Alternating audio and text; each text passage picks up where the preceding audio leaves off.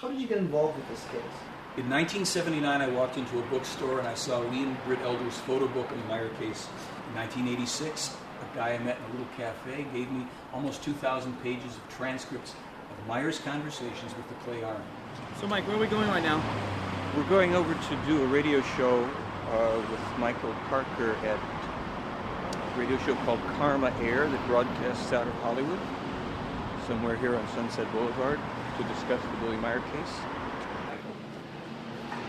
Mr. Warren, how are you? Come on in. I'm looking forward to this show because I've been in the UFO thing for a long time. Truth Seekers, how's it going? It is Michael Parker, and this is another episode of Dark Matter here on Karma Air. Billy Meyer case is not one that I have fully investigated, so I'm going to be learning today, just as you guys, plenty of adamant believers and plenty of staunch critics. So it's an amazing story, and let's just cut straight to the chase. And Michael, welcome to the show. Thanks, Michael. Glad to be here. Billy Meyer is a soon-to-be 70-year-old man living in Switzerland. Meyer has one arm. He lost his arm in about 1965. He started to take photographs of UFOs in 1964. He claims that his first contacts with extraterrestrials took place when he was only a 5-year-old boy. That there is more photographic evidence and video evidence for this particular case than any other existing case.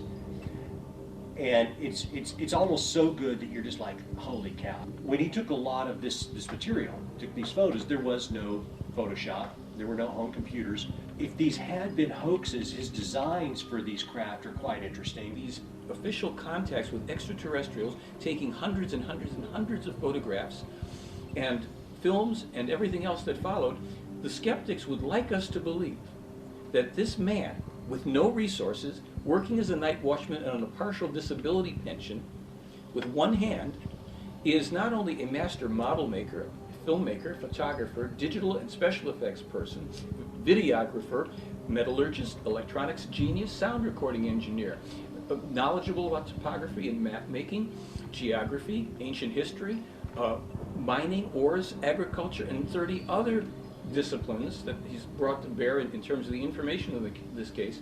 They will credit him with that, but they won't say, hey, the guy's telling the truth, he's the one that's meeting with these people.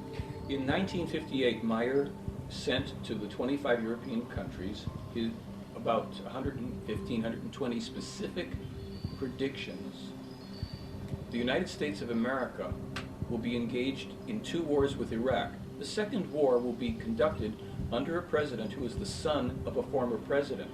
The second war will lead to an unbelievable disaster. The end game is this, and this has been said even before we launched the war in Iraq pertaining to U.S. military policies. Unless the United States withdraws from all military bases and from all wars and stops sticking its nose in everybody else's business around the world, there will be a third world war which will eliminate 3/4 of the population of the planet. It will devastate the North American continent. We will be among the hardest hit. All of our major cities will be destroyed. We are in for a bad time.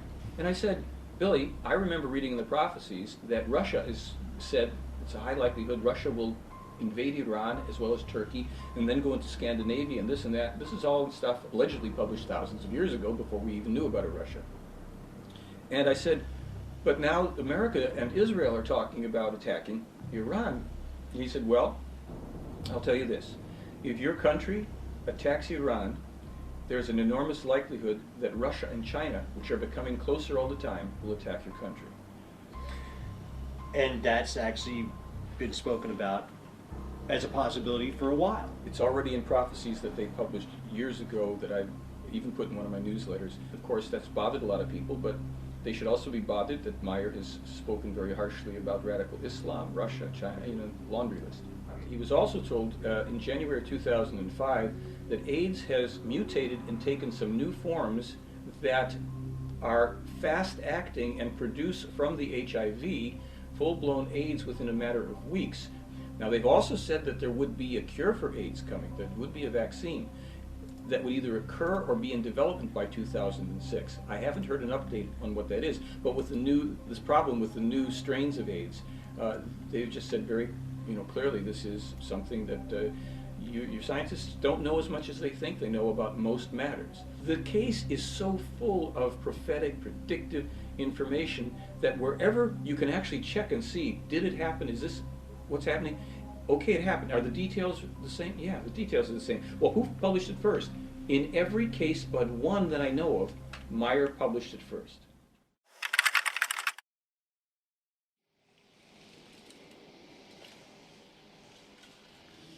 Hallo, wir sind an dem Fluss. Oh, guck mal, was es hier alles gibt. Guck mal, ein Engel. Wenn wir uns da hochgehen. Nee, nicht da hoch. Da hoch willst du jetzt. Dafür habe ich einen Stütz. Wir sind hier auf der Erde, unser Leben zu führen, das Bewusstsein. We are here on earth to lead our lives because our consciousness must be developed so that it gathers knowledge, gathers wisdom, builds up love, peace, freedom, and harmony. The human exists in the material life on earth in order to learn, just as other humankinds do on other worlds in the entire universe. Im gesamten Universum dasselbe tun. Nein, ich kann es allein. Ich bin kein Baby.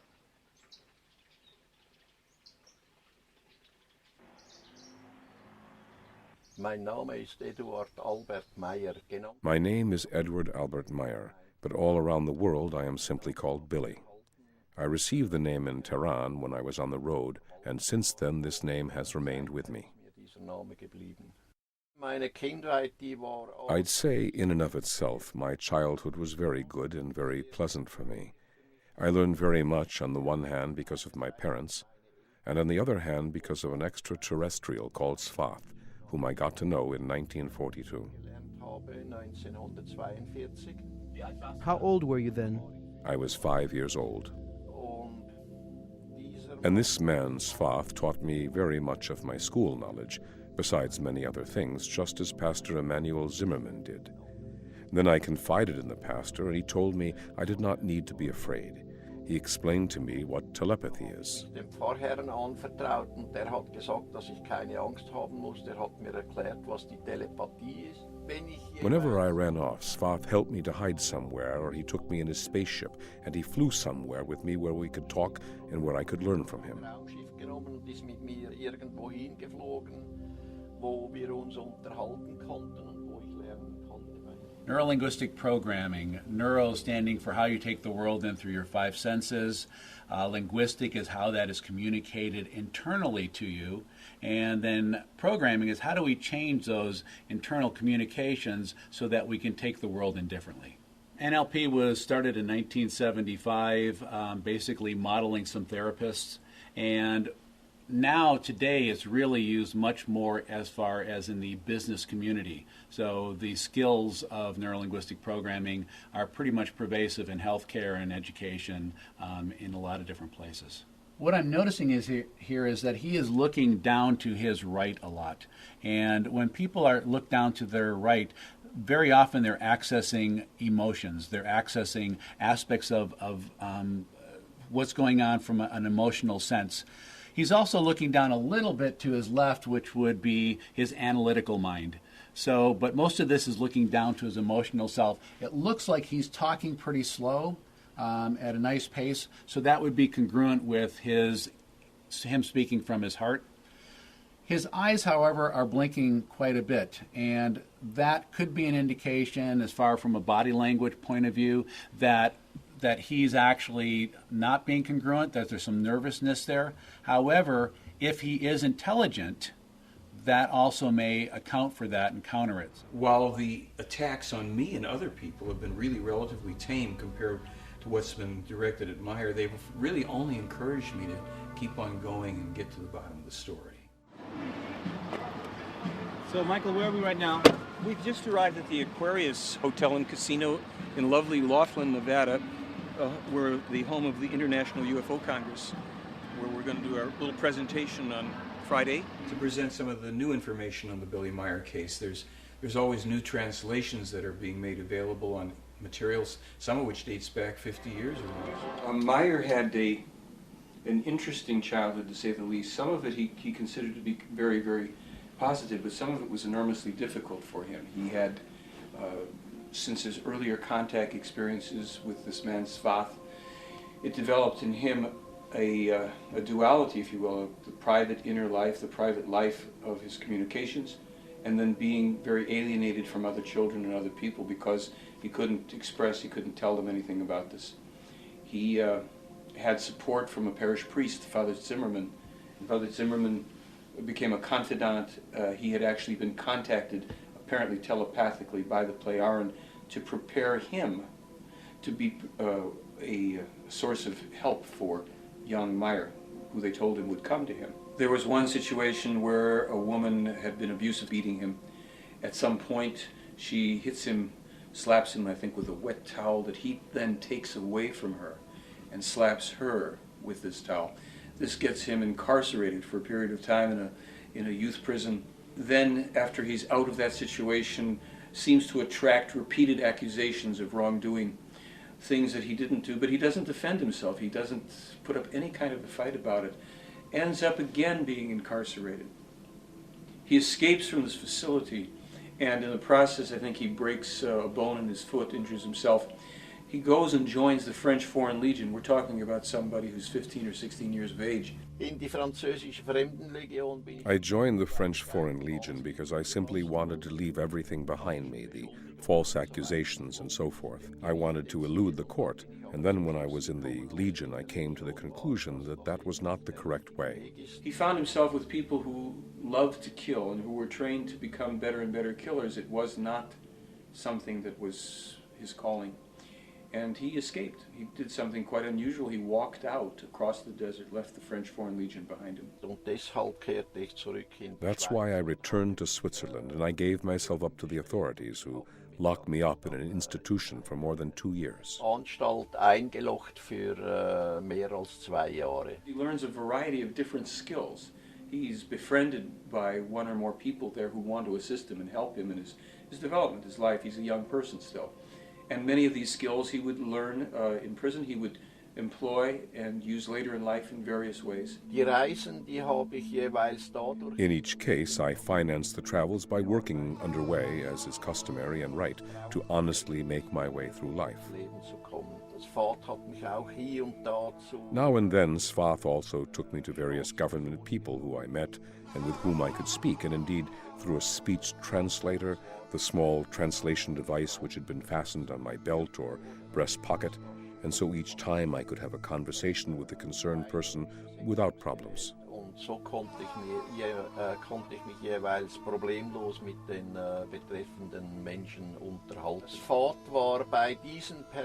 Svath had previously been with each of these people who he had introduced to me. He had had conversations with them, and he was known by them as an extraterrestrial. There were various persons, for example, Gandhi in India, Farouk down in Egypt, and in Abyssinia, in today's Ethiopia, I met Selassie. So you ready for the speech, presentation? Pretty much. It's not something I rehearse exactly. I just lay out my bullet points and things that'll be on the screen and then tell the stories like, and he covered 142,000 miles on foot, hitchhiking, worked something like 360 different jobs, from a dog catcher to snake handler, private detective. For a while, he was known as the Phantom. The Phantom? Yeah. He was employed by some Middle Eastern police departments to bring in serial killers and mass murderers. He had his Swiss leather jacket on with a Swiss cross and an Arab headdress. Well, maybe he could find Osama. Yeah, nobody else seems to be able to do it. It's funny you say that because Meyer actually met Saddam Hussein when he was an up-and-coming thug.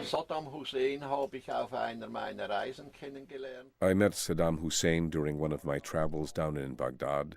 At that time, he was about the same age as I was, about 22 years old, I think.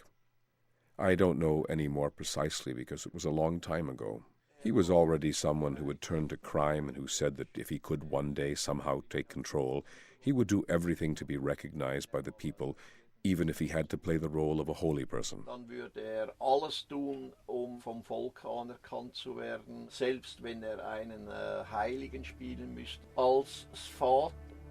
When Svath died in the early 50s, I was contacted by a female voice. A short time later, a young woman named Asket appeared who then took up contact with me. And these contacts lasted for another 11 years. Diese Kontakte haben dann wiederum 11 Jahre lang gedauert. What we're told in this case is that Billy Meyer has been the contact person chosen by these extraterrestrial human beings for a very specific purpose, and that is to bring to our world once again what they call the true teachings of creation. The Plejaren are said to be extraterrestrial human beings who live in a star system that is in the direction of the Pleiades star system that we can see in our night sky. The common portrayal of extraterrestrials as little green men or little gray people is part of a disinformation campaign. We're told that there are so many extraterrestrial human races in the universe that we would be surprised.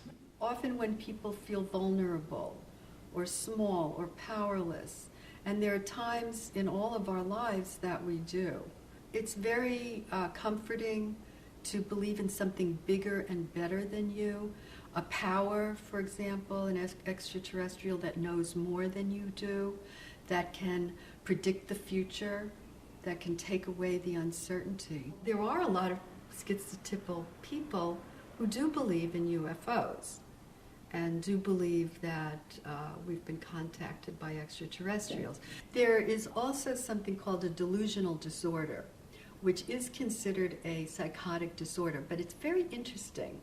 People who have this disorder appear very normal, except for a very compartmentalized delusion that they have, like that they have a relationship with extraterrestrials. Other than that, they function, pretty well. Do you see yourself as a missionary of Billy Meyer? I hope not in the sense of the word that I understand it. I do feel a sense of mission. Does that make me a missionary? I hope not.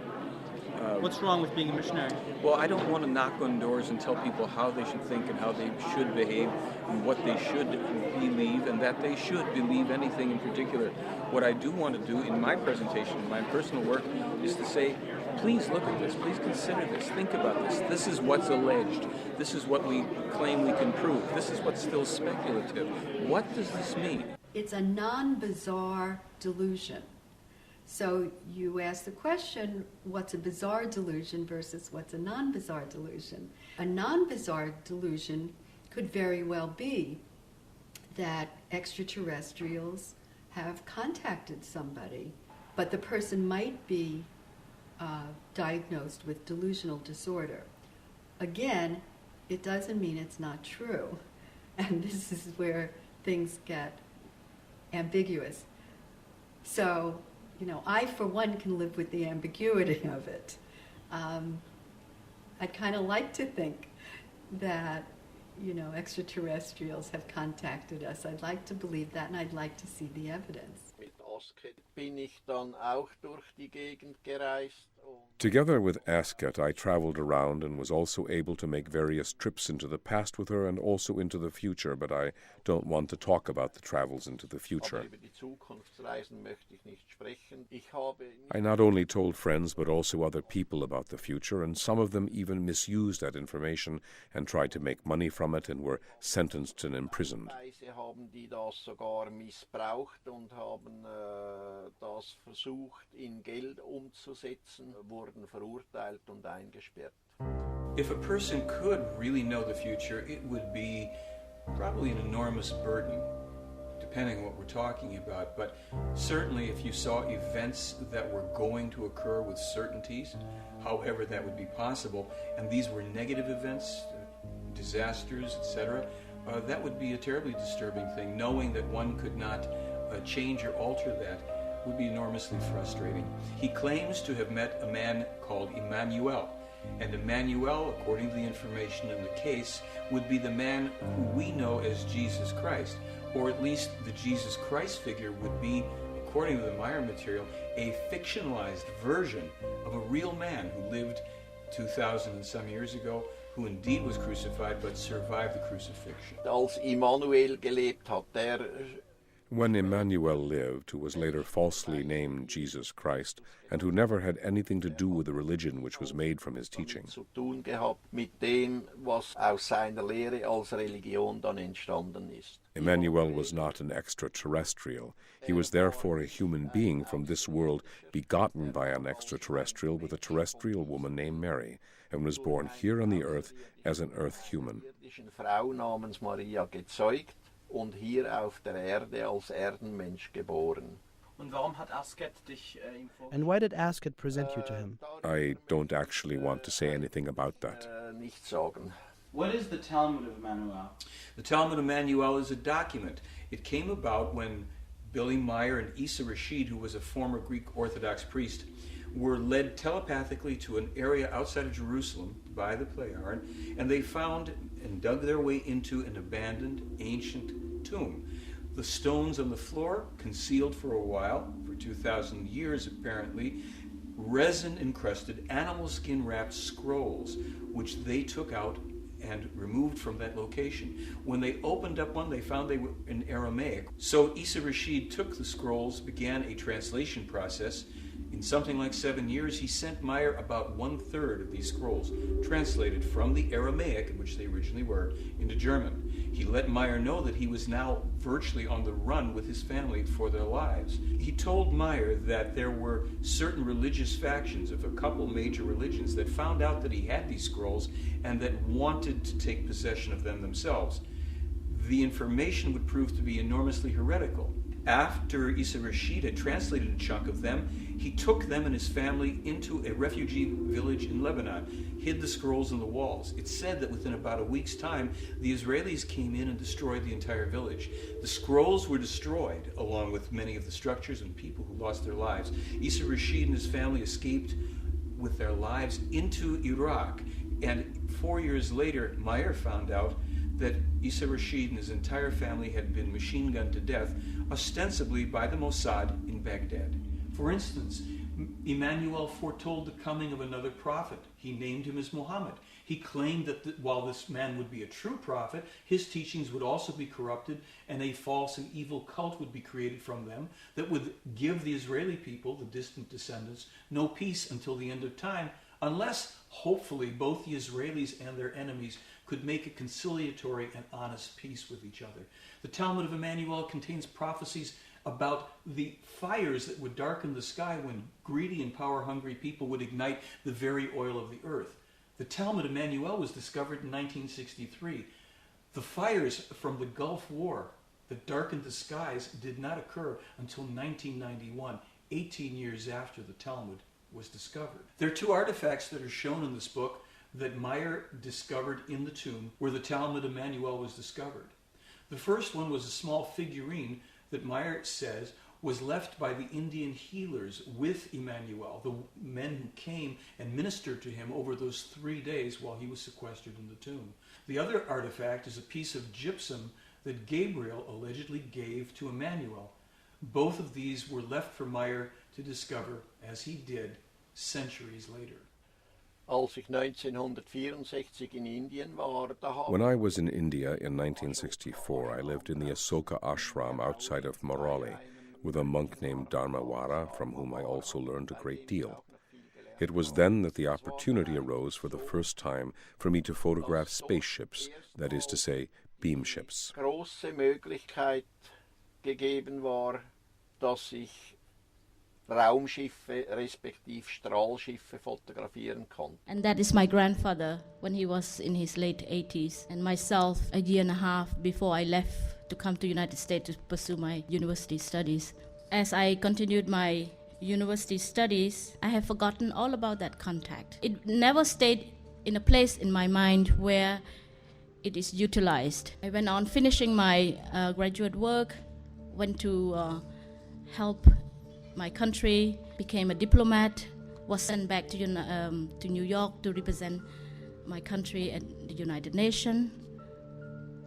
Worked at it for 12 years. One day I was cleaning and came across the book again.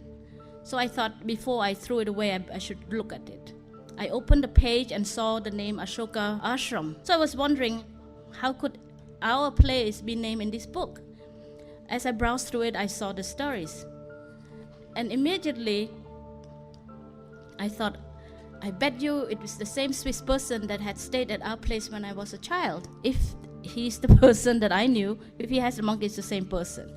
So Wendell wrote to him, and I think Wendell said within an hour, Billy wrote back. A few months later, I flew out. We sat and talked for 3 straight nights without sleep.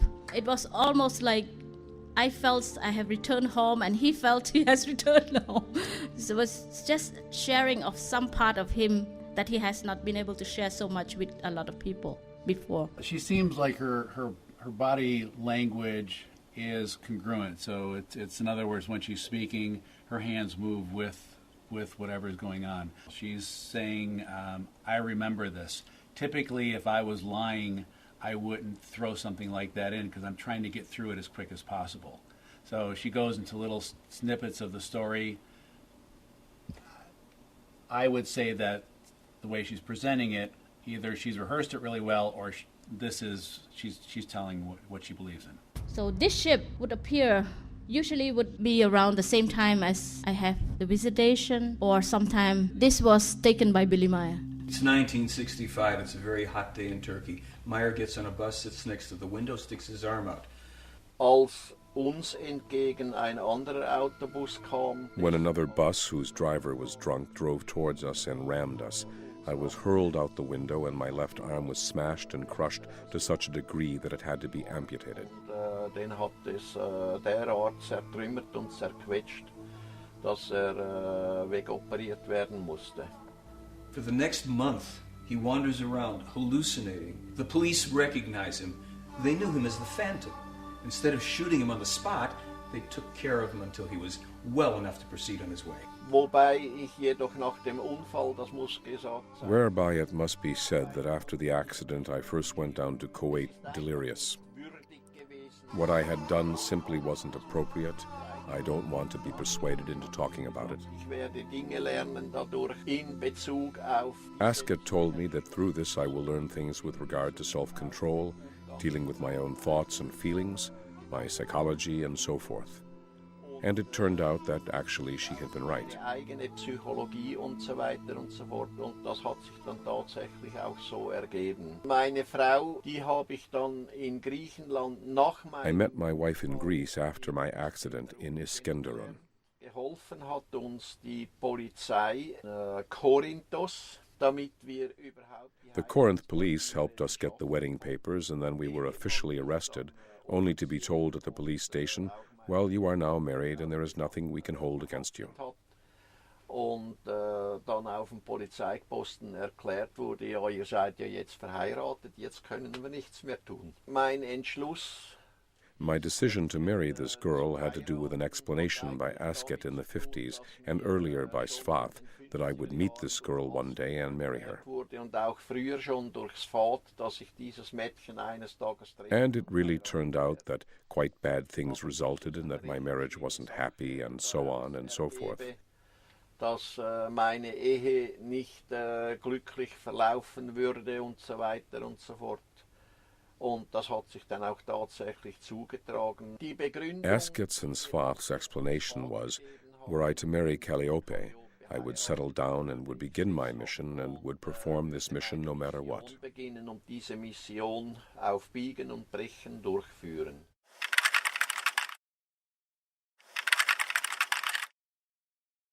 The notion of there was a center didn't even occur to me until I was maybe 7 or 8 years old. For me it was just a patch of land in the green hills of Switzerland. So I could be here, discover things, discover nature, ask questions about nature, and of course there were many people surrounding me from different parts of the world. By chance I found a book in a shop, and I found it with all the pictures of Billy. The book name was Contact from Pleiades. It was telling all the story of Billy, and I was very highly impressed. And then I tried to come here to see where Figo was and get as many information as possible. Mein Name ist Bernadette Brandt. Ich komme eigentlich aus Hinterschmidt-Rüti. My name is Bernadette Brand. I actually come from Hinterschmidt-Rüti because I've lived here for 30 years. Franz had told me amazing things about Billy, but basically I didn't want to meet him. Then I came into a situation where I had to confront him and was unbelievably surprised that he accepted me exactly as I was. Ich komme also aus Norden Deutschlands, 1974. I come from the north of Germany. In 1974, my first husband died of cancer, and then I was on a search for the truth, searching for an answer to what is death. In addition, there was the big question, what is the meaning of life? Lebensfrage nach dem Sinn des Lebens. 77, denke ich, hab ich mal über ihn gelesen in 2 Zeitschriften. Hab's dann aber 1977, I think I read about him twice in 2 journals, but did not continue to pay attention to it.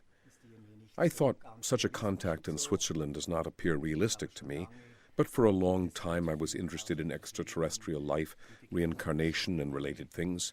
I pondered about the meaning of life, and then, well, I had once been a member in an American association and read in the newsletter about a Swiss farmer and about a photo book about his contacts with extraterrestrials.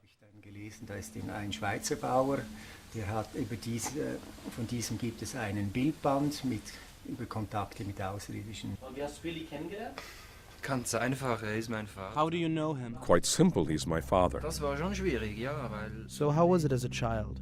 That was very difficult because it didn't come just from the children, rather more from the adults who then influenced the children. Especially in the early years and partly even today, he had a reputation as a nutcase. Als Spinner verschrien. Und mit so jemandem sollte man sich nicht abgeben. And there should be no contact with such a person, and this influenced the children. Und das hat sich dahingehend geäußert, This was expressed in that I was ignored or teased by my classmates. geschnitten wurde, gehänselt wurde. Das war schwer, ja. Yes, that was difficult. I was successful in repressing the memory of this, and I don't mean just in a transferred sense, but really. Im Sinne, sondern tatsächlich. Es sind nur einige wenige Episoden. There are only a few episodes that I still remember from the first 18, 20 years of my life. Bis circa 18, 20 Jahre. Everything else is buried in my subconscious, and I've built up my individuality by trying out many things, by getting around a lot, by making the acquaintance of many people, but also by making many mistakes. Dadurch, dass ich viel ausprobiert habe, viel rumgekommen bin, viele Menschen kennengelernt habe, aber auch viele Fehler gemacht habe. Hast du jemals zu deinem Vater gesagt, Papa, wie kannst du... Did you ever say to your father, Dad, how could you do this? Such a hard thing. No, I never asked him personally, but in secret I have often asked myself this question. I tried to analyze the whole situation and to break it down for myself, and I came to the conclusion Und aufzuschlüsseln für mich und bin zu der Ansicht und that it is more important to build up the mission, to build up Figu, than to go into this problem. Die Mission, die Figu aufzubauen, als, ich sage jetzt mal, auf diese Problematik einzugehen. Ich bin meinem Vater auch nicht böse. I'm not angry with my father because of it. Quite the contrary, I'm glad and happy that he is here for me today in this form, and I am trying to profit and learn as much as I can from it. Und ich versuche so viel wie möglich daraus zu profitieren und zu lernen. Meine Mutter hat immer versucht, My mother always tried to drive a wedge between our father and us and tried again and again to incite us against him. Und hat auch immer wieder versucht, uns gegen ihn aufzuhetzen. Das ist aber schlussendlich. Well, she didn't succeed in the end, and overall we have a good relationship with our father. Wir haben im Großen und Ganzen eigentlich ein gutes Verhältnis zu unserem Vater. Ist ja 12 Jahre war auf Reisen. He was on the road for 12 years, and naturally quite a bit comes together from real life. That fascinated me. The people as such, how they live, how they work, their way of thinking, their hospitality, other countries, other customs, that naturally expands one's horizons when one can experience something like that. Und da ist natürlich auch eine Horizonterweiterung, diesbezüglich, wenn man sowas erfahren darf. Und dann And one day the question arose, Jacobus, what do you make of extraterrestrials? Außerirdischen. Wo die Straße in den Wald reingeht, da ist Langholz gelegt. Where the road enters the forest, there was a pile of long logs, and very good photographs were taken there. Wo gehen wir jetzt gerade hin, Billy? Hier runter in Where are we going, Billy? Down to Lower Satellik, where we were able to take photographs of Semjase's beam ship. konnten mit dem Strahlschiff von Semjase.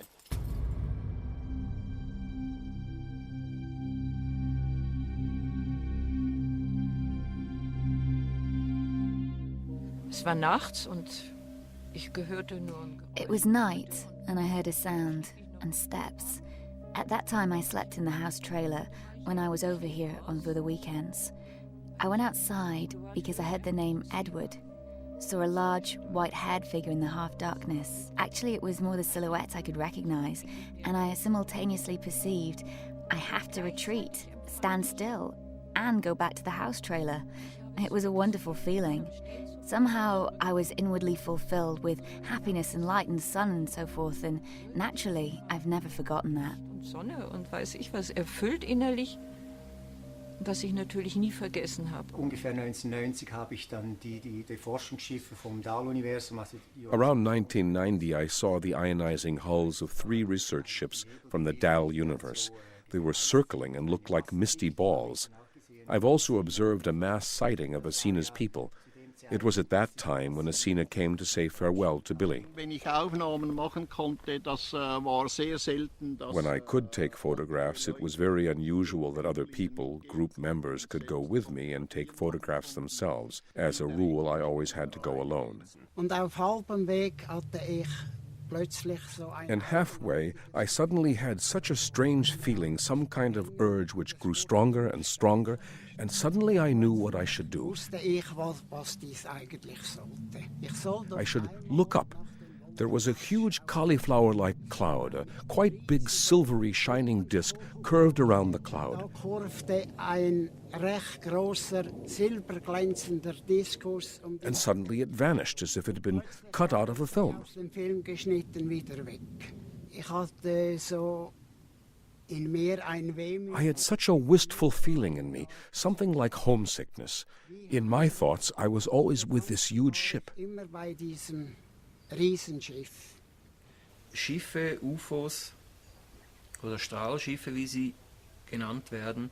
I had several sightings of ships, UFOs, beam ships as they are called, due to the fact that my father had contact with the Plejaran and repeatedly said, I have been called once again. Immer wieder gesagt hat und auch gesagt hat, so jetzt bin ich wieder gerufen worden. Es war für mich einfach selbstverständlich da. It has been a natural thing as I had been a part of it since childhood.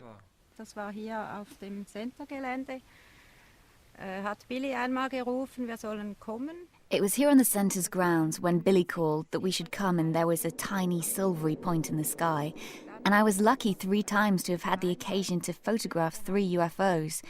Ein Foto zu schießen, wo ein UFO zu sehen ist. Naturally, I didn't see them when I took the photographs, only when I had the photographs in my hand. So it was by coincidence? Yes.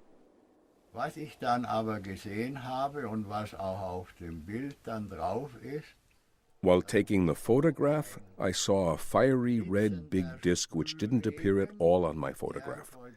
But what I also saw, and what was also on the photo, was some glittering drizzle which sprayed down from that disc. etlichen Zeugen dabei, als Semjase Once I was with other witnesses when Semjase eliminated a freestanding, approximately 3 to 5 meter tall fir tree in a meadow. It suddenly disappeared. weg vom Fenster. Der Apfel ist heute noch in dem Wegglas. The apple, which is still preserved today in this glass jar, has been here now for around 30 years. In spite of that, in my view, it still looks exactly as good as it did then. Aus wie damals. Es handelt sich da nicht einen ganz gewöhnlichen. We're not just dealing with an ordinary apple, because it was not grown in a terrestrial garden, Rather, it comes from a food garden or a greenhouse, Sondern stammt aus einer Gewächsfarm oder aus einem Gewächs. which is situated in Spaceship Commander Ishwish Pata's huge mothership. This is what's special about this apple. Beheimatet ist. Und das ist das Besondere an diesem Apfel. Unfortunately, almost nobody has accepted this apple story of mine. Diese Apfelstory abgenommen. Und dort hinten, wo die Straße jetzt eine Kurve macht, da war... Back there, long logs were lying where the road curves, and beyond, at the curve just in front of the forest, there where it goes into the forest, I once made recordings of the whirring sounds of Semjase's beam ship. Vom Strahlschiff von Semjase. You could hear it over a very big area, up to a distance of 4 kilometers. Wendell Stevens Haus und Lee Elders. Wendell Stevens, Lee Elders, and Tom Welch got a measuring device from Weil Limited up in Rheintal. Da ist eine Firma mit elektronischen Geräten. Haben sie ausgemessen, wie weit die A company with electronic devices, and measured the distance from here to there about 380 meters, which made it possible for the sounds to be recorded from here. Dafür waren, dass von hier aus die Geräusche überhaupt noch aufgenommen werden konnten.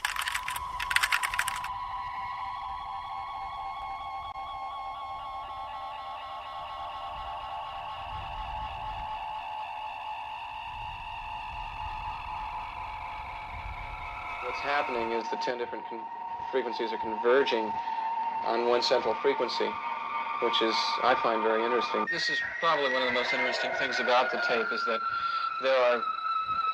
What's this right now? Very, very many tones. Yeah. And they're all changing very fast. Not synthesizers on the market that have oscillators that change that randomly. Even if you got 9 or 10 of them going, they wouldn't change from those peaks that quickly. So a significant thing is this rate of change. And besides, if you were going to create a noise for a spaceship, you'd be hard put to come up with something as original as this. I would see it once a week or sometimes twice a week, ship over the Ashoka Ashram, but from an angle behind the Ashoka Ashram, there's a little hill, and we used to call it the Dog Hill. This was taken on May 24, 1964.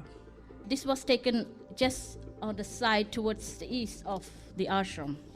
Sometimes I would see more than 2, there would be a whole bunch of them. Taken from monuments in that area.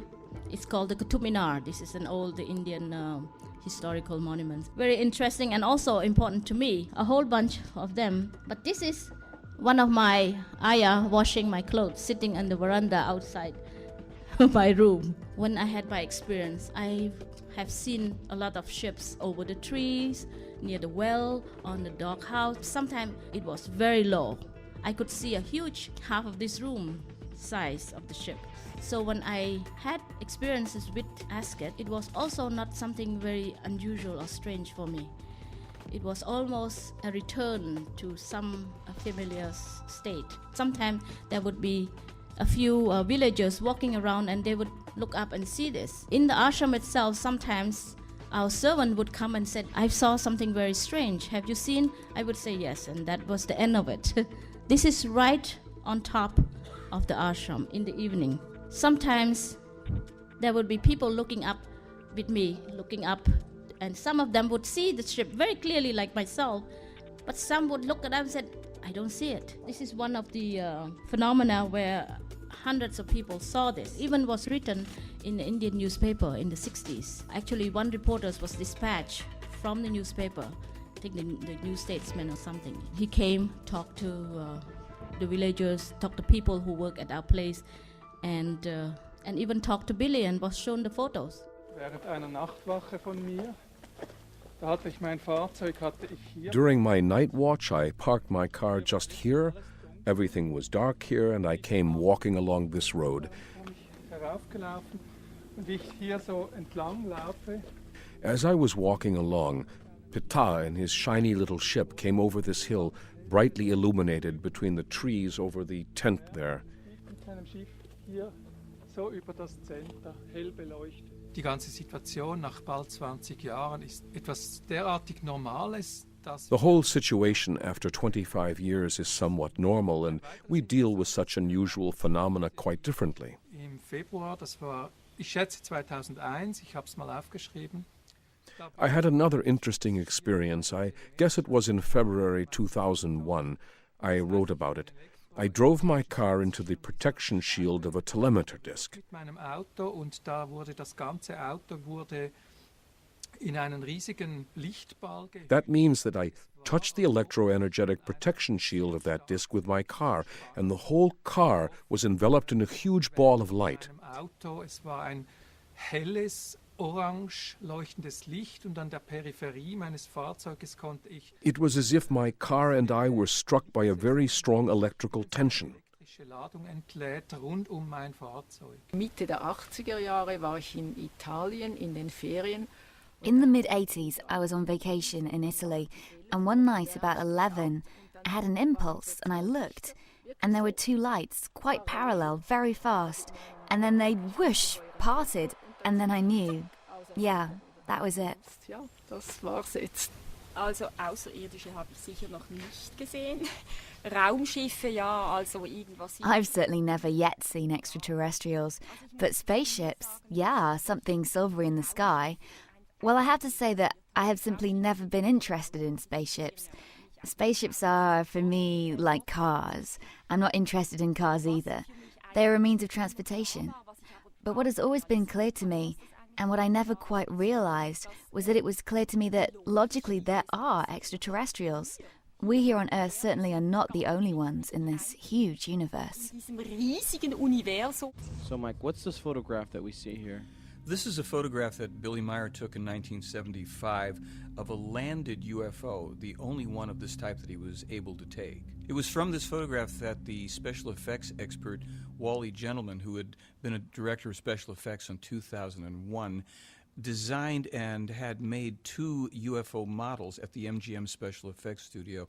In these photographs, we see Billy Meyer with those models. You mean 2001, the Kubrick film? Yes.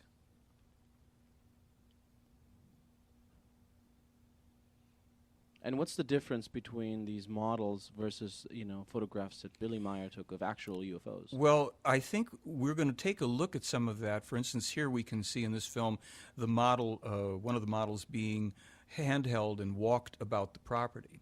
There were very specific technical differences that were observed, but in this film, we see an object that some people might say is a model. It's hovering above what appears to be a tree and in front of a house. Is this one of his films? Or? This is one of Billy Meyer's films, his earliest film from 1975. Some people would think by a string, but as you see this move off to the side, you notice the UFO hung for a moment at an angle, which is something that's impossible to effect with an object on a string.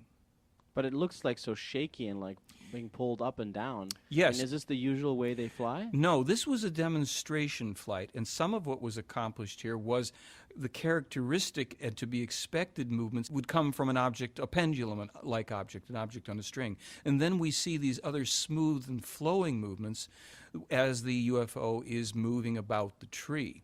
We're told that this was done for a couple of reasons. One, to actually demonstrate flight in a terrestrial environment, and two, to also give an out to skeptics who would have to say this cannot be an object from outer space. It would be too threatening to their belief systems. However, at a certain point, we can actually see the top of this tree swaying under the backwash of the UFO. And if we look back at the very opening of this film, we will notice that there's a great deal of space between the UFO and the sky, making it very, very unlikely that it could be an object suspended on a string. And why is this film so blurry and looks like an old film? I mean, well, it is an old film, shot in 1975 on a snowy and rainy day, according to Meyer, and shot from a distance. So what we're seeing here is a rather poor quality film, to be sure, and we're just having to make the best of it ourselves in our understanding. Is this tree still there today? The tree is no longer there, as is the case in a couple of the other films and photographs that Meyer took. And what do we see here? Here is a much clearer film segment that Meyer took with a UFO hovering above a road, and we can see a car moving slowly to the left in the bottom. Oh yeah, of that this white frame. dot there, yeah. The white dot. We're going to see another one in a moment. We also notice that there is a tree branch with some leaves to the left. Meyer was encouraged oftentimes to have objects in the foreground for perspective and calculating the distance. Here the craft is moved suddenly to the left, and it's exhibiting a characteristic floating motion that we're told is really the craft riding on the magnetic field of the Earth. In this film, we can see an object, a toy made in the 1990s, invented by physicists, called a levitron, that exhibits this type of movement as this object in these repeated frames floats above the base. We dissolve here into Meyer's UFO as it too is exhibiting that type of hovering, pulsing movement on the magnetic field of the Earth as he was told. Now watch as the object will suddenly dart away in one frame, disappearing from view. How is that possible? Meyer was told that they have technologies that allow them to move out of phase, out of dimension, within a part of a second. They can not only move out of dimension that quickly, they can also pop back into dimension. When the films were examined at Nippon TV, they discovered that indeed there had been no cutting and that the object not only disappears in one frame, but pops back in one frame just as suddenly as you'll see here. So where does it go while it's gone? Well, that's a good question. As we observe it here disappear one more time, we can wonder just exactly where it goes. I don't have an answer for it. That's Billy Meyer in the lower middle of the film. He's walked into the film. He'd set up his camera on a tripod as we again see one of the UFOs hovering in the distance. And again, notice that it has this movement, the slight pulsing up and down movement as it rides on the magnetic field of the Earth. And this film? This film, Meyer has the UFO as it comes in closer. He also zooms in on it a bit, and we will see two very dramatic effects of a light flashing there from the top. There, yeah. You see it? And then from the rim of the ship. Why is it flashing like that? That was not explained. As a matter of fact, when Meyer mentioned it to them, to the extraterrestrials, they were surprised at that effect, and they wanted to see the film too. We see it again go on there. Now, as you watch this film, in a moment you're going to be able to observe more clearly that the craft is actually above the Earth. There's a bit of a hill or mountain just below the time codes there. So clearly this was photographed outside. This was filmed outside. And this is one of the films that the owners of Uncharted Territory, the Academy Award-winning special effects house, they viewed this film and determined that it was not a hoax.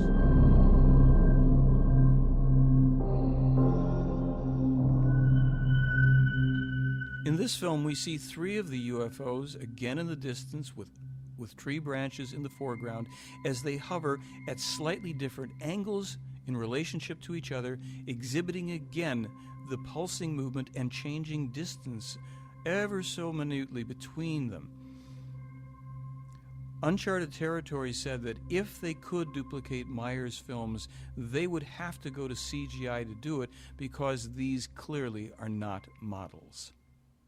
And what is this right here? This is the beginning of a series of photographs that Meyer took of what's called a light or energy ship, allegedly piloted by beings from the Andromeda Galaxy who are partially physical and partially non-physical. Very high-level, high-energy beings. They did not communicate directly with Meyer, and he could not communicate with them. Interestingly enough, Lee and Britt Elders, two of the original investigators on the case, claimed that they also saw a phenomenon in the night skies like this in Switzerland while they were investigating the case. Photoshop expert David Biedny claimed that Meyer had simply used a light fixture photographed against a black background to hoax these photographs, in particular one that he claimed was a double exposure. When another special effects movie expert who'd been in the business for 50 years viewed the same photograph that we're about to see in just a moment, he said that it was not a double exposure at all, but a triple exposure that must have been taken accidentally in camera. When Mr. Biedny was challenged to duplicate this photo to prove his point, he declined to even try. Is it this photograph right here? This is the one. Now, in the next one, this one, which is clearly not a double exposure, Mr. Biedny wouldn't even comment on it. This poses a problem for the skeptics because it clearly was not done outside the camera. And what is this thing that looks so interesting? Well, that's our wedding cake UFO. This was the only other landed UFO that Meyer was able to take photographs of. And interestingly enough, in very much the same location as the energy ship when it was photographed in the previous photographs, right above the center. We see here a more clear view of the base of the ship taken from this angle, and as we get closer to it, even a little more clarity. These photos of the wedding cake UFO were called hoaxes by many people who thought that it was merely a garbage can lid with various appliances and accessories somehow put onto it. However, when the original investigators were able to calculate the measurement, it turned out to be some 10 feet in diameter. When they took these photos to a metallurgist to ask if he could reproduce it in 1980 or 81, he said it would cost about $25,000 to make this object. Here, an even larger wedding cake UFO is photographed over a van on Meyer's property, and Meyer photographs it as well from underneath. These are very controversial photographs of the wedding cake UFO glowing a golden color at night. Here you can see various artifacts, trees, and perhaps light poles in the background. In this next photograph, Meyer has a close-up of it, even larger, closer to the camera. And here, a telemeter disc moves off to the side, and the photograph of the tree and the car caused problems for skeptics who claim that this is really just a model tree and a model car. Here we can see the most dramatic of those photos as Meyer photographs focusing on the distant large UFO, which is behind the car and not in front of it. Here the object is now clearer, hovering, and we can see the base of the UFO at night as it glows golden color with various protuberances underneath. In this next photograph, the center or the core, the top core of the UFO, the sleeve has been extended. If you take your time to do some measurements on it, you'll see that it's actually a different configuration. When was this video taken? This was taken in 1981, outside. Meyer has the camera set up. This is his first video camera. And the UFO here is about 200 to 300 feet in the distance as best we can calculate. Meyer snaps some of the photographs here. He'll then leave the frame. He'll go out of frame again for a while before coming back in. Some skeptics had claimed that this was really false perspective, that it was small model trees set up close to the camera. For anybody that's been to Switzerland, rural parts as well, and especially near where Meyer lives, many solitary trees appear on these hillsides, and they look all too good to be true unless you're familiar with the fact that there's a very vibrant life force. The trees are clear, solitary in many occasions. Here, this solitary tree has the UFO hovering virtually motionlessly in front of it. How is that possible? In the other films, it was moving. Here, it's like standing still. Well, it seems that the UFOs can be controlled consciously by the Plejaren. People have to think that through for themselves and see if they accept that idea. This is a photograph, a formerly top-secret photograph, of one of the Nazi UFOs, the German UFOs that were developed during the early part of the Second World War, supposedly with the help of extraterrestrials who, upon further determining the nefarious intentions of the Nazis, input into the designs elements that caused these craft to not be able to function as the Germans had hoped they would. Nonetheless, it's said that during the Second World War there was an intense bombing run by the Allies. 800 bombers were sent up. Only 2 of these craft were sent up and were able to destroy 200 of the Allied bombers, according to Lieutenant Colonel Wendell Stevens. How did the Nazis supposedly get these UFOs? Supposedly they were helped by an extraterrestrial race that thought that the Germans at the time would develop and utilize these craft to bring about a more peaceful world here. And this only goes to show that, extraterrestrial or not, whenever human beings are involved in something, things can and ultimately will get messed up. You mean they talked to the Nazis and gave them UFOs? They apparently input the information telepathically to Nazis, or at the time German scientists, who were unaware of the contacts themselves. They thought that they were developing these objects themselves. And after the Second World War, some of these objects survived, and some of the Germans fled to South America with them. Different countries came into possession of these plans, such as the United States, Canada, Russia, and England. Other countries as well, later, such as France and China, developed this type of alternative craft, which, while it does not have the capability of true interplanetary, let alone interstellar spacecraft, is used even today to create UFO sightings around the world. So we are told by the play Aron and Meyer that the greater majority of so-called UFO sightings are actually craft that are U.S. and other secret military craft. The danger still being that a false UFO ET attack could be launched by one country or another in order to bring people under martial law and worldwide control. These are the only known photographs taken from within a UFO above the Earth, with two other UFOs visible. Meyer took these from inside Semyaze's ship. In this final photograph, we even get a clearer view of the Earth and land below. We're looking at photographs taken of Meyer holding a laser beam-type weapon on July 6, 1977. The photographer is the woman Manara, who brought him this weapon, an antique 600-year-old beam-type weapon. He looks a lot younger here than in the movie. He was about 40 years old at this time. And this is like another film of his? This is shot on the same day. This was actually the second time that a weapon like this was brought to Meyer, and they decided to both photograph and film him handling the weapon during this time. So does anyone else ever touch this weapon, or was Meyer the only one? Well, Meyer was the only terrestrial person to handle the weapon. Manara was the person who brought it, and another woman named Alina. Also, we'll see her in a little bit. We have some photographs of her. The weapon had some very unusual characteristics. Like what? Well, the weapon was said to have a range of 37.2 kilometers, and it had a screen on it that Meyer could look into and see up to that distance, as if whatever he was looking at was close at hand. All he had to do was concentrate then on the target, whether it would be a little piece of a tree or another vehicle or whatever, and press the trigger, pull back on the trigger, and that beam would travel as far as necessary to destroy the object in question. So he could basically steer the weapon with his mind?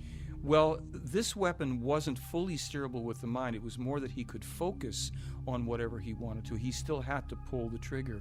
In their more recent technology, they have weapons that are controlled by the mind, so that only the so-called owner of the weapon can actually activate and use it. It doesn't require the use then of a trigger, but rather is mentally controlled by the weapon's owner. We're looking at a film made 30 years ago of a weapon that is, at the time, allegedly 600 years old. Who is this holding the Well, weapon? this is Alina. She's another extraterrestrial who comes from a very, very distant system in space, and she is holding the weapon here. We see not only the weapon, but this gold suit. What we should tell you is that when Wendell Stevens and the investigative team first saw these photographs and films, they thought, number one, that the weapon had to be a toy, which they discovered it wasn't by searching out every toy supplier in Switzerland as well as toy stores and coming up with nothing. Likewise, they searched out through sporting goods stores and clothing manufacturers this type of an outfit, as well as simply looking for a fabric that would behave and appear as the apparent gold foil of Alina's outfit does. They couldn't find that either. And what is this? What's with this tree? Well, this is one of the two trees that Meyer shot holes through using this weapon. This appears to be the apple tree, about 10 to 12 inches in diameter. The investigators couldn't even find a drill bit that long, and plus, as they examined the hole here, they found out that not only was it smooth as glass all the way through, but slightly oval, in addition to the round entrance and exit. There is no possible way of drilling an oval hole. What about these pictures? Well, this is another tree in a forest that Meyer had shot a hole through. The investigators had then taken a string, tied it around the trunk, ran it through the hole, and then carried it back all the way into the forest. They found it in a straight line from the entrance point of this hole. Everything was singed or burned perfectly all the way through as far as they could walk it in the forest. But remarkably, there was no sap bubbling. There was simply clean through, immediate breaks in the branches and twigs where the beam had passed through. With any technology that I know of could not achieve this on this Earth's plane. I could not explain the type of material that I have and its discreteness by any known combination of materials. I could not put it together myself.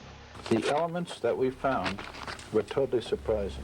The major element, which is shown here, was the rare earth metal thulmium, Thulium. It was totally unexpected.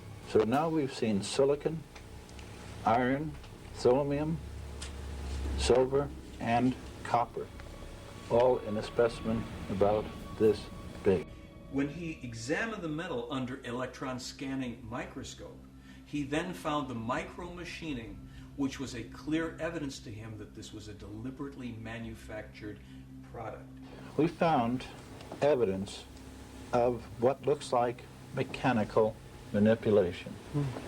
One sees now discrete marks in a diagonal form in this direction and marks in this direction. But what is exciting, it looks like it's been plowed. In other words, a pressure, and there is a scarfing on either side.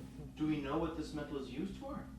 We're told that these metals were representative of a number of the different stages, 7 stages of manufacturing that the Plejaren go through to create the metal for their spacecraft.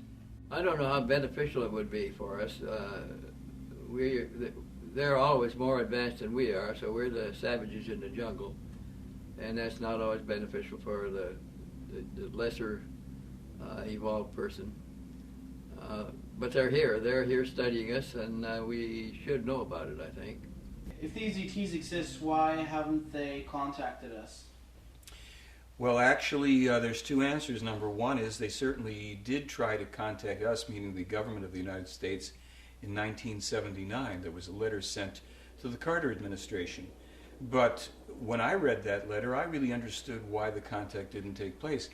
It really was demanding such profound changes in the consciousness of people in this country that there was really no chance that they were going to go for it. Specifically, that President Carter and his administration revealed to the American people that all of the religious beliefs here are based on fantasy, nonsense, and lies. All the world coverage of this case became a milestone in ufology, and of course the wonderful pictures and movies. For the first time, we had a strong documented cases with strong evidences, hard evidences in video and photographs, physics solid materials from another world to analyze, and also scores of testimonials by Billy Mayer of his contacts. So I think this is, at this moment, is a legend in ufology.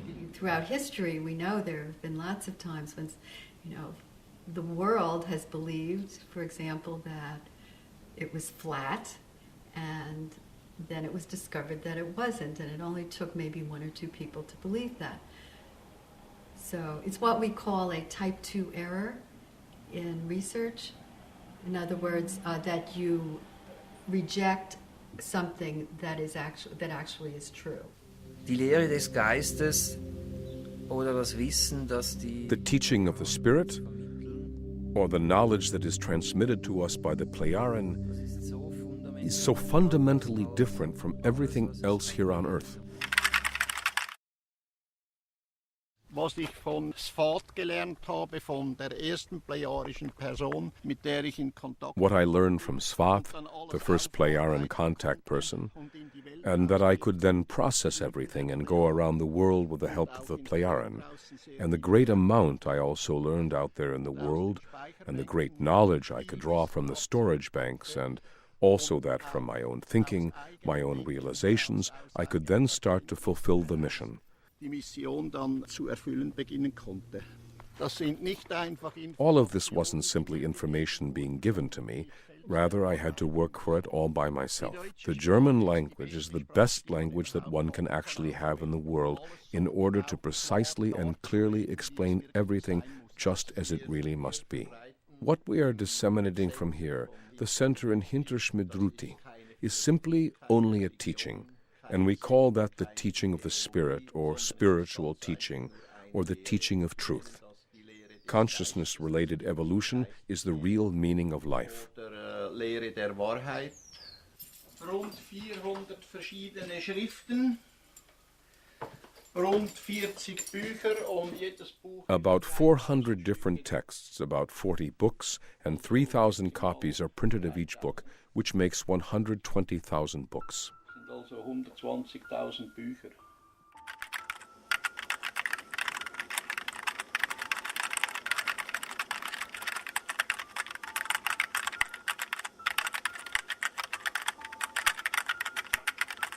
Das Universum, das ist schon The universe is already very, very old, and everything took its time to come into being, even human life. The beginning is the cause from which the effect came about. It's the law of causality which has to take effect. Kausalgesetz, das wirken muss. Der Sinn des Lebens ist die Evolution. The meaning of life is the human being's evolution with regard to his consciousness. Was ist Gott, Billy? Gott, das ist eine imaginäre Gestalt, die die Menschen geschaffen haben. Billy, what is God? God is an imaginary figure which has been created by human beings so they don't have to bear responsibility themselves. Rather, they can shift it onto a deity. But God, in and of itself, is nothing other than a title for a human being who is very highly evolved. Gott ist also nicht das, was die Menschen irrtümlich annehmen. God is therefore not what human beings wrongly assume, that he is the creator of life, the creator of a universe, of space. God is nothing other than a title, be it Allah or Shiva, etc. Der versucht immer eine Macht über sich zu setzen. The human being always tries to set a power above himself, and he calls it God.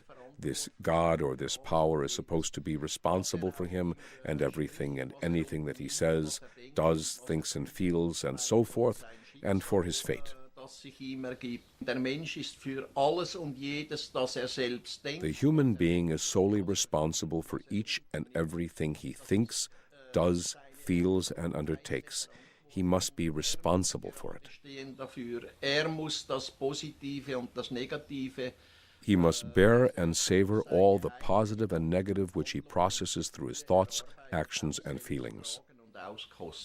It's good that he invented a new term called creation, which is, I think, maybe a bit broader, innocent as well.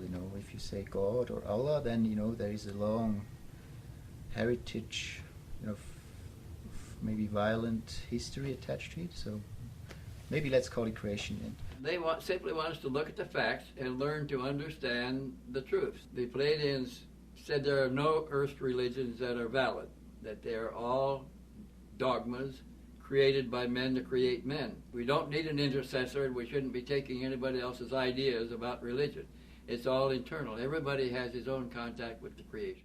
Because in various cultures from the Middle East, South and Central Americas, and India, etc., all of the gods of the past were extraterrestrial humans. Many of them were the forefathers of the Pleiaren. Because their ancestors set in motion these religions, which have led to many of the problems we face today, they want to help us.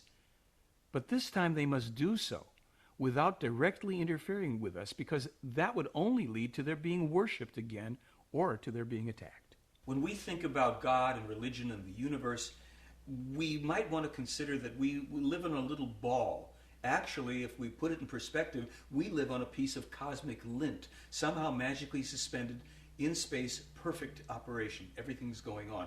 In religion, we want to say that God is responsible for that, and that we should also fear God, or maybe we won't be sitting on a cloud after we die. We'll be dipped eternally in molten lava. Not exactly a positive image. And so On one hand, we have the spiritual teachings from Meyer and the various religions of our world. To understand the difference between them, we really have to look at both. Dann sind die Menschen nicht. Then the human beings are no longer in a position to think for themselves. They still only think in the framework prescribed by religions, sects, philosophies, and ideologies. Philosophien und Ideologien. Der Mensch muss aber aus sich selbst heraus seine Gedanken pflegen. But the human beings must nurse their thoughts from within themselves. They have to learn their thoughts and create the respective feelings. And it is only then that they may detach themselves from that which the false teachings, the erroneous teachings, which hammering fear into them, are bringing. Hier ein Andenken, dass man mir mit einem Nagel an die Haustüre genagelt hat. Es langt darum. Here is a memento for me that someone nailed on the door of the house.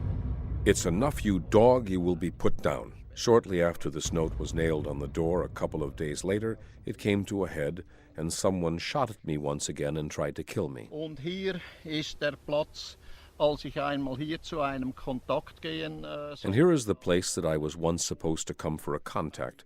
Jacobus was with me and 2 other men. In the hours of the night, someone shot at me from down there. Hat man auf mich geschossen. Das habe ich aber Tage zuvor geträumt und habe mir dann ein Metallblatt. I dreamed about it days before and had hung a metal plate in front of my chest under my jacket, and on top of it a memorandum book. Genau in die Agenda rein und in die Metallplatte, und so hat es mir das Leben gerettet. And the bullet went through the book and into the metal plate, and so my life was saved through a dream that I had had before. Because I have dreams again and again which show me things that will happen in the future. Können wir das alle solche Träume haben? Can we all have such dreams? Actually, everybody can have such dreams if they concentrate on them and begin to steer their dreams, and when they enable themselves to somehow have visions through dreams, dream visions, prophetic dreams, and so on and so forth. Träume, eben Visionen zu haben, Traumvisionen, Wahrträume zu haben und so weiter und so fort. Aber das bedingt natürlich. But that naturally requires that the human concentrates and uses his consciousness to really make use of the energies and forces which arise from it. Wirklich die Energien und Kräfte, die daraus entstehen, aus dem Bewusstsein zu nutzen. Meyer is not a pacifist. His position is that self-defense is a basic human right, but that weapons may only be used if there's absolutely no other way to defend one's own life or someone else's. Even then, killing someone in self-defense should be the absolute last resort, so going to war or attacking other persons who do not directly threaten oneself or others is not self-defense, but a punishable crime. Meine Waffen. My weapons. This is my son's army pistol. In Switzerland, the Swiss soldiers have their weapons at home. Die Schweizer Soldaten haben ihre Waffen zu Hause. Kleinkalibergewehre. Small caliber rifles, 2 submachine guns, 2 Kalashnikovs, and here is my revolver, 22 millimeter. Und das ist meine zweite. And this is my second army weapon, 9 millimeter, 44 Magnum, Bulldog revolver. Warum hast du diese ganzen Waffen? Why do you have all these weapons? I actually carried these weapons earlier during night watches and for the job I had, for security, transporting money, and so forth. Geldtransporte und so weiter. Würdest du nicht sagen, das ist ein bisschen aggressiv oder eigentlich auch provozierend? Wouldn't you say it's a bit aggressive or even provocative to hoard so many revolvers, so many weapons? No. And this is my army pistol. What do the Plejaren say about self-defense? And what about carrying weapons? Self-defense with weapons is actually only appropriate if it effectively involves defending a life. Wenn es effektiv darum geht, ein Leben zu verteidigen. Ich sehe mich ganz einfach. I see myself quite simply as a teacher, as a herald, even if they say that I am a prophet. And I simply see myself as a quite normal human being. Als ganz normalen Menschen. The silent revolution of truth actually is exactly the appropriate name for what we are doing here. First of all, it has to do with self-responsibility, and that the human being learns to go back to his roots without any compulsion, and learns to be a human being. Und das ohne Zwang.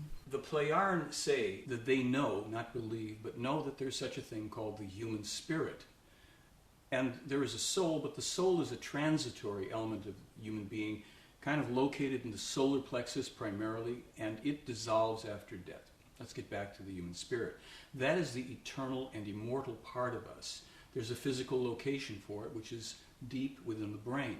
They claim that they know this to be true, and that they also know that people live numerous lives. We're talking about millions and millions of different incarnations. So if, in terms of reincarnation, we might have a slogan that says, don't worry about dying, you'll live through it.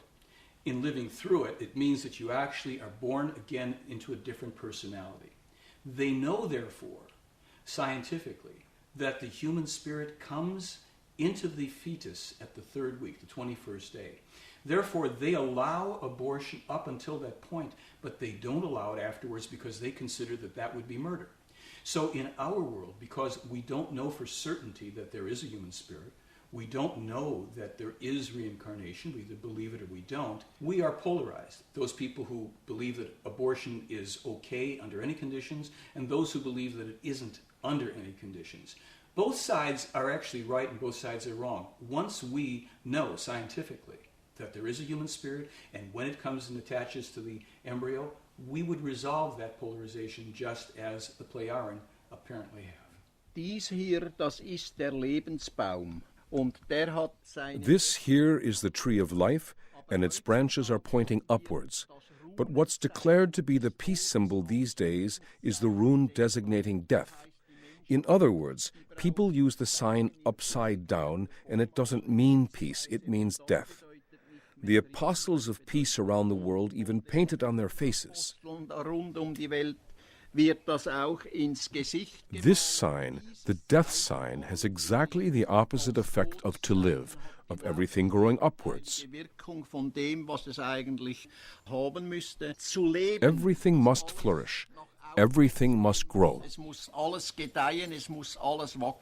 According to these teachings, actually, the core problem is overpopulation. Because we are pressing against our environment and each other, causing enormous problems. Our environmental problems are largely due to the abuse, degradation, and overuse of the environment. Meyer has been writing about this since 1951. Global warming, which is a natural occurrence to a certain degree, is now 3 to 1, 75% human-caused, largely due to overpopulation. It also produces another problem, which is illegal immigration. When people in a country have not attained economic and educational standards, productivity, at a certain level that they crave, they will migrate into another country where that accomplishment is present, and they want to take advantage of that system. It doesn't mean they're bad people. It's an impersonal thing. It simply means that they are not prepared to solve their own problems. They will therefore start to degrade the very system that they come in and take advantage of. They don't help their home country, so they actually betray their responsibility to bringing themselves and their countrymen, their land, up to the level that they would aspire to have. Illegal immigration sets up strife, famine, wars, civil unrest. So when the Plejaren said, years and years ago, decades ago, that the United States will suffer 2 civil wars, one following the other, I laughed at it until I start to look now at the problems that we are recognizing in our own country due to illegal immigration. What's the solution to overpopulation, Michael? According to the information of this case, a cessation of births. Very simply, there is a staggered means of introducing births into a society once it has attained a reasonable level population. Was würdest du sagen zwischen Mann und Frau? Wie funktioniert sowas wirklich? What would you say about the relationship between a man and a woman? How does it really work? An interpersonal relationship between a man and a woman must naturally be defined according to what the personal circumstances are with the two people. An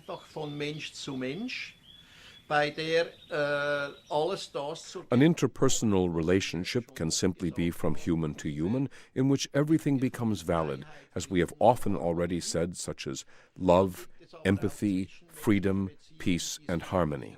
Then there are also interpersonal relationships which reach very much further, and indeed to the extent that a friendship comes about whereby all these values become very much deeper.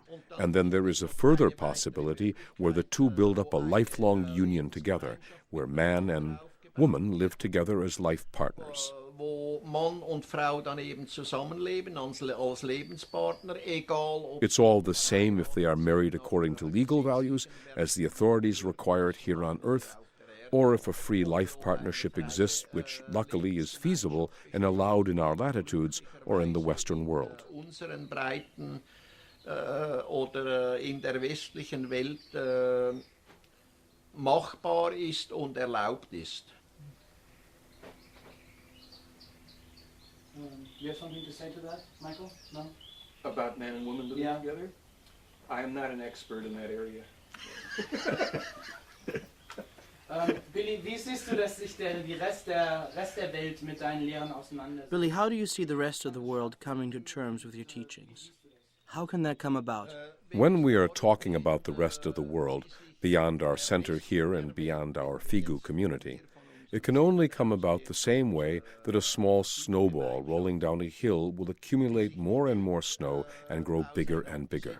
Dann kann es nur in Form einer kleinen Schneeball. That means that the people who come to us and understand what we teach and also make the effort themselves to transform what they learn into reality Verstehen, was wir lernen und die auch selbst sich bemühen. will further carry it to their neighbors, acquaintances, and friends, and so forth. And in this way, everything slowly spreads out. Und Freunden und so weiter und so fort. Und so breitet sich langsam alles aus. Perhaps the most startling of what I call the prophetically accurate information in the Meyer case pertains to Meyer's astronomical information about numerous planets, but especially Jupiter, its rings, its moons. Meyer specifically said that Io was the most volcanically active body in the solar system. He published that 5 months before we discovered it. More than a year after he published the information on a ring of Jupiter being composed of ionized sulfur particles, Science magazine published that information in January of 1980. Most impressively, when I sent Meyer's information about Io being the most volcanically active body in the solar system, as published by Meyer 5 months before the probe got there, Professor Joseph Viverka, the head of the astronomy department at Cornell University, said the following to me, and I quote, "If he, Meyer, said that 3 to 6 months before, then all I can say is that he was right." In 1958, he publishes a letter in which he foretells 2 U.S. wars with Iraq. The second one he claims will lead to an unbelievable disaster. He names AIDS as a coming epidemic. He names crystal meth as a coming drug epidemic. He specifically foretells computers, credit cards, the dates of various events such as moon landings and rocket launches, years and decades before these things occur. So what do people do about it? The problem is that we, the people of Earth, do not learn from prophecies and predictions. We do not seem to have the common sense, let alone the wisdom, to take the warning about things that are going to occur. You see, prophecies and predictions really are the manifestation of the law of cause and effect. That means that that which you send out will come back. What about the future, Michael? We're being told that we are leaving an age of beliefs, and we're entering an age of knowledge. It's a difficult transition, this movement into the future. It's going to be uncomfortable because we've relied so much on belief and not enough on knowledge. If you get on an airplane, you're going to fly somewhere, do you want to know that the pilot believes he can fly the plane or that he knows how to fly it? We've been given a weather report. Prophecies and predictions. The difference between the two, prophecies are the likely outcomes of events that are in motion, the effects of causes. If we don't rectify them, we get this negative outcome called a third world war. Predictions are things that the Plejaren claim are set in stone, and they usually relate to more cosmic events, a planetary body, a meteor coming through, a volcanic eruption or an earthquake that has nothing to do with human activity. In terms of the things that we're most concerned about, a third world war, or terrorism, let's take the Third World War, it's not written in stone. It's just that it's a high probability unless we as human beings go right back to this core principle and take responsibility for our thoughts. Do we want to keep seeing the world in this way? Do we want to empower people who are going to lead us in these dead-end directions that only lead to destruction? Here's an unfortunate truth. Our country, the United States, in the past 60-some years, has launched over 200 unprovoked attacks against other people. The law of cause and effect tells us that sooner or later that pendulum comes back, and it comes back as a wrecking ball. The war against terrorism will not be won militarily. Not through aggression against people who had nothing to do with it, not through recruiting more terrorists by bombing innocent people. The way they recommend, and they say it's an age-old solution, that all countries on earth must contribute equally to a true peace combat force. This is a force of armed soldiers under true international law that are sent in to put down terrorism, insurrections, wars, and criminality and aggression. We could put down this type of terrorism in a very short order. Do we have the will and do we have the wisdom to do that? True leadership from here on only comes from the bottom up. It's not going to come to us from the top down. We are in a time of false leadership. If we recognize a person of integrity who stands for truth and is willing to buck the tide of all the pressures, political, religious, and everything else, yes, we should support that person. As it said, it will be later on in time the true mothers of the millennium who will bring peace and harmony. The women will come into their true feminine power, not the imitation of male power. They will be in balance with that, and they will bring that element strongly forward so that peace will come. As we go into this new time, structures are dissolving and they're falling apart. But that sounds like doom and gloom.